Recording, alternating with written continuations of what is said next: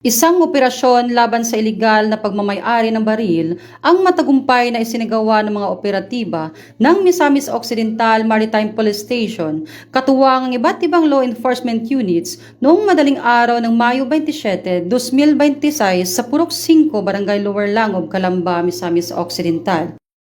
Sa bisa ng search warrant number 07-2026, pinangunahan ni Police Lieutenant Mario J. Hica, Officer in Charge, ang pinagsamang implementasyon ng search warrant kasama ang personahe ng Oroqueta Maritime Law Enforcement Team, Plaridel Maritime Law Enforcement Team, Calamba Municipal Police Station, 1st PMFC Misamis Occidental at RMFB 10 Misamis Occidental. Sa isinagawang paghahalughog ng bahay ng isang 45 anyos na negosyante, nakumpiska ang isang caliber 45 pistol, isang magasin at 6 na piraso ng live ammunition.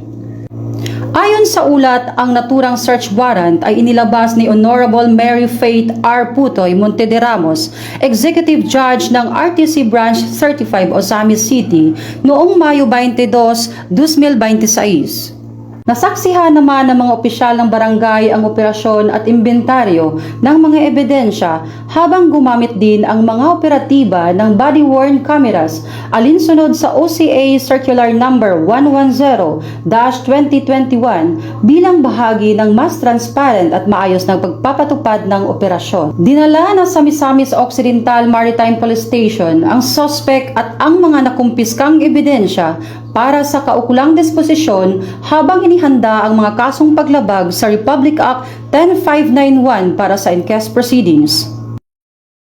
Dito sa Misamis Occidental Maritime Police Station, ako po si Police Corporal Bunyaw para sa Police News Network, Bagong PNP para sa Bagong Pilipinas, serbisyong mabilis, tapat at nararamdaman.